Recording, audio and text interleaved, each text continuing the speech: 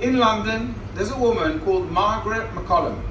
She goes every day to the underground station. She sits on the platform just to listen to the announcements recorded by her husband Oswald Lawrence in 1950. Margaret sits on the bench waiting to hear the recording that became one of London's most famous symbols. Mind the gap, please. Because in 2003, Oswald died, leaving a huge void in Margaret's heart.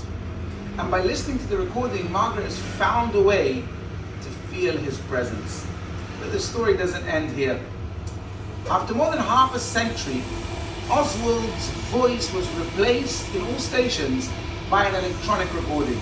And out of distress, Margaret asked for the cassette tape from the London transport so she could continue listening to her husband's voice at home. Becoming aware of a moving history, TfL decided to restore the original announcement at the embankment stop of the Northern Line, which is the station right near where Margaret lives.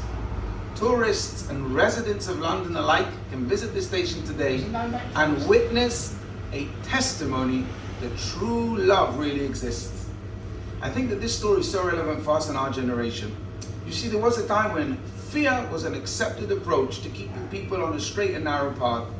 But in our times, the Rebbe teaches, we cannot just lay out a list of don'ts and speak of negative consequences of failure if you don't follow the rules of the religion.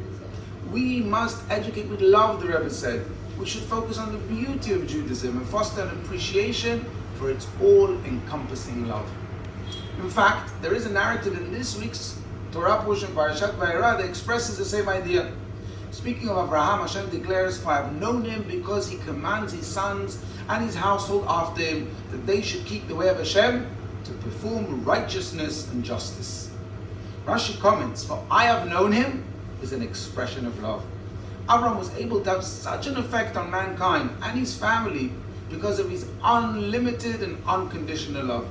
Abraham Avinu teaches us that when we love Hashem, we want to become more familiar with him and what he wants of us. When we know Hashem loves us, we become aware that fulfilling his will is our benefit too. And the same applies to our lives in general. When love is a foundation, everything about our connection with our family, with our friends, and with Hashem is more passionate, vibrant, and meaningful.